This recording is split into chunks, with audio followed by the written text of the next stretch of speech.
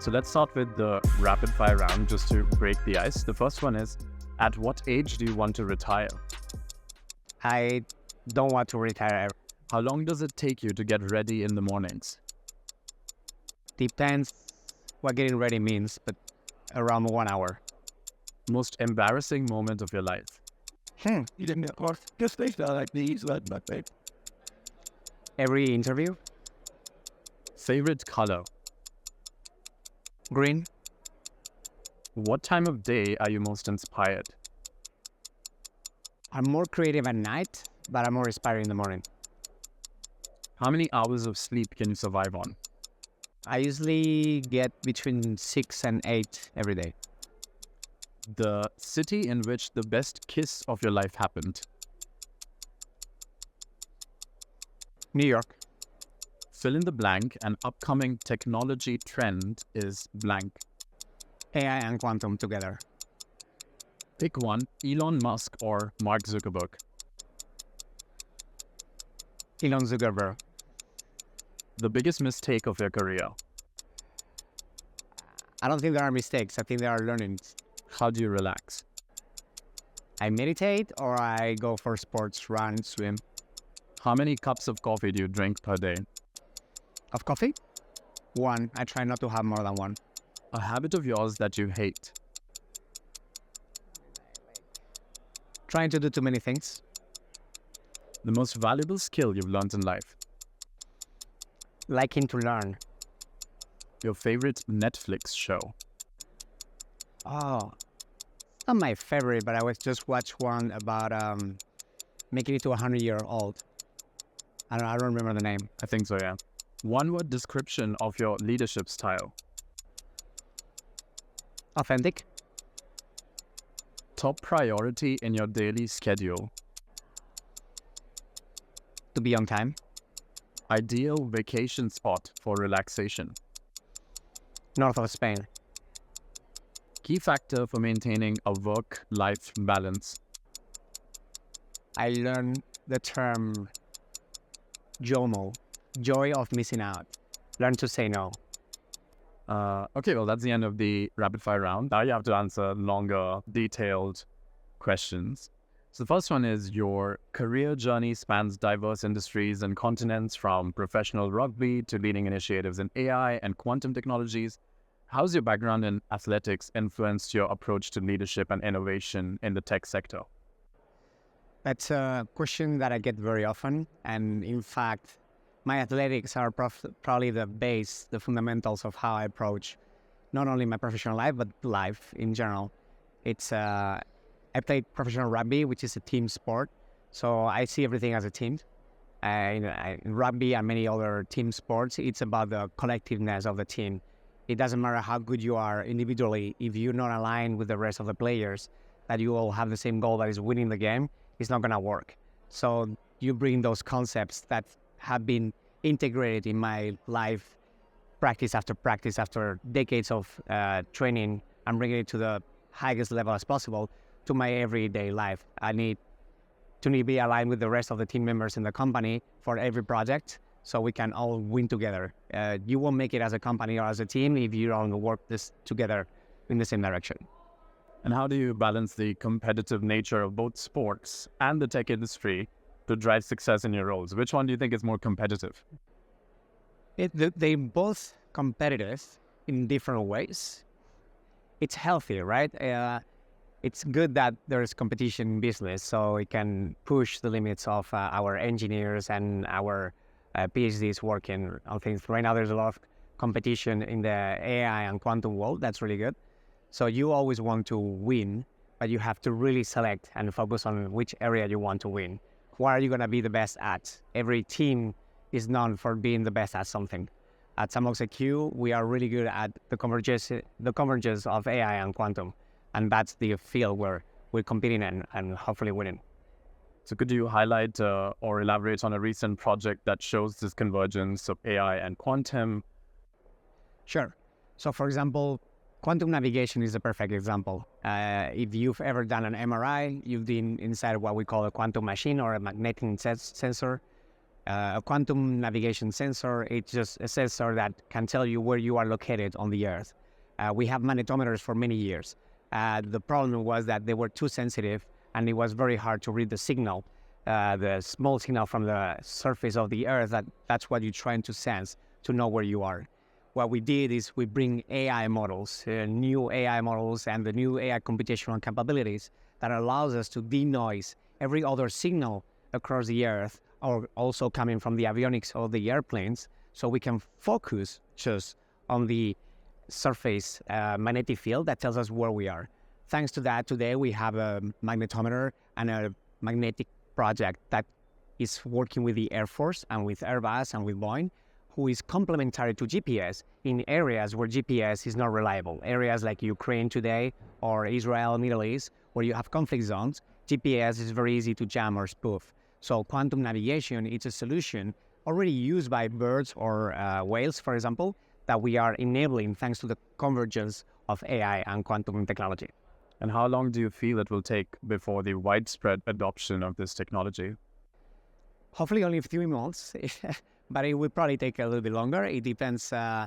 We are following the right path right now with the roadmap. It's not only a matter of technology. It's a matter of we have to do it as a partnership with the industry players, with the commercial airplanes, with the Air Force, with the different governments. We have to bring it all together, and it has to be reliable enough that you can trust it in every situation. And we have to build all the manufacturing process to be able to build that scale. So I can give an exact timeline, but we're on the right path to get there. So you've also been instrumental in founding the Linux Foundation's Post-Quantum Cryptography Alliance, PQCA. How do you envision this alliance driving advancements in cryptography, and what impact do you hope it will have on the broader tech community? Yes, the alliance is a very important step forward on the international collaboration to solve this problem. The problem is very critical for every nation and every infrastructure. If we have to migrate 20 billion devices to the new standardization protocols, we have to migrate every big organization, every government infrastructure to the new protocols. We have to modernize everyone's encryption. And you cannot do that alone. You cannot do that alone as a company or as a government. We need the collaboration of multiple academia, private sector, and public sector together. And that's what the Alliance is doing together. The more we are and the more we collaborate, the better. So you really find that open source initiatives play a big role in accelerating innovation and progress? Yes, especially in the cyber security space. I'll start that again. Yes, especially in the cybersecurity space, open sources is a very important channel to arrive and to help share solutions with everyone who's trying to protect each other. It's a very collaborative space, the cyber community, and sometimes part of the area of the product that you believe you have to open source it, and some others you have to keep them for your partners. So your experience also includes leadership roles at Alphabet's X, focusing on AI and quantum technologies. What lessons did you learn from your time at X, and how have they influenced your approach to leadership at Sandbox AQ? The time at X was very beautiful. I spent there 6 years and worked on many different projects. There are two main things that I learned when I was at X. The first one was the scalability, the way of thinking big, of thinking in a way that you kind of have to do a project that have to change the entire humanity. And we've been able to bring that mentality to Sandbox AQ. Sandbox AQ has been designed and built to change the humanity and have become the biggest, most impactful company in the world. The second one is diversity. It's very important that we try to solve these scalable projects and problems. We need diversity of thought.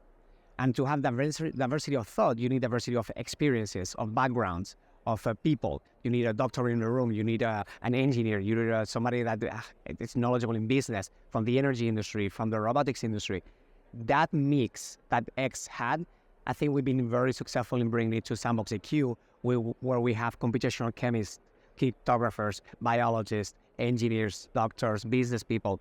And that combination of experiences is what makes the conversation and the learning so rich to have a different approach of how you solve problems. Do you feel then companies not as big as Google or Alphabet are able to flexibly maneuver faster or better?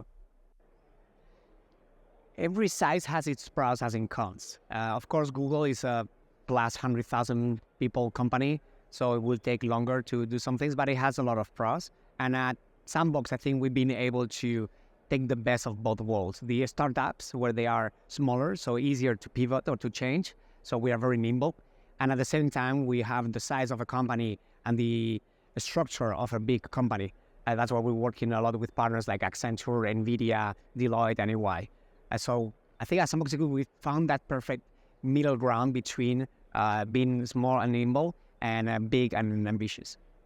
So you also emphasize the importance of creating empathy with partners and leading teams to propel projects from concept to launch and in challenging environments. Could you share a notable example where your leadership skills were crucial in overcoming obstacles and achieving success in a project? Or memorable story? Memorable story. Okay, I'll tell you the story. For example, I think a key element of a leader, and it's also be able to find the resources when you don't have them, and be able to inspire the teams under you when it's hard that they can see the end of the tunnel. So the quantum navigation, for example, it started at the beginning when we were inside of Google as a 20% project. And 20%, for those that are not familiar, are projects where you can put a project across the company and somebody you can work 20% of your time on something that is not related to your project. So we started with Luca Ferrara, who's our, right now, general manager of the project, and it started as a side project. So those skills of empathy, understanding that we have resources but have to be allocated on something else. How do you find the resource without distracting the team? How do you scale that project? And how do you support that person to grow and to becoming from one person that was just a 20% to today be the general manager of the entire company? So moving from empathy to ethical issues, now you worked in a lot of AI and quantum fields. How does the company deal with these ethical issues in these projects that might arise? Yes, that's a great question. Sandbox AQ, we take this very seriously, and fortunately we have a great AI cross-functional team, but we also have great advisors that are pioneers and very experienced in this field, like Fei-Fei Li, who runs the AI lab in Stanford, or John Seeley Brown, who was one of the co-founders and entrepreneurs of Siri, who was later integrated to Apple. So with great advisors that can guide us and a great team on operations inside the company, we are able to ask ourselves those questions at the beginning of the projects before we integrate AI into the roadmaps. And could you now describe what your typical day at Sandbox looks like? You wake up in the morning and then? I wake up in the morning, I try to work out, and then it's just meetings and brainstormings, and no day is equal. Every day is different. The good is that your brain is stimulated constantly by challenging problems and situations, and it's just great to be working with such a great amount of talent and people. So one of the best things Sandbox AQ has is the culture and the people. So when you run into a meeting, you know that you're gonna have fun at some point. And how do you deal with working with culturally different people or a diverse team? What are your thoughts on that? It's a great question, but it's like going back to the first question on the athletics and rugby. I will play rugby in 4 or 5 different countries with more than 6 different teams. And at the end of the day, it's about an integration. So the fact that at Sandbox AQ, we have a culture and employees that come from all around the world. We hire the best talent wherever they were located, and we just brought them in together. It's those people that also have been living abroad, have learned to adapt. And we hire that culture that learns to adapt, but you benefit from the other side. You need to have empathy and understand, how does this other person feel? What is the context for the other person, for this other team? And once you're able to create that empathy, both teams really work very well together on the same direction. All right, so the last question for you is of a personal kind. What would you be doing in your life if not this? I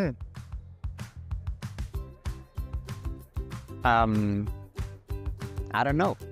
I am Fernando Dominguez Pinuaga. I am a vice president at Sandbox AQ. Catch me on the Marketer of the Month podcast.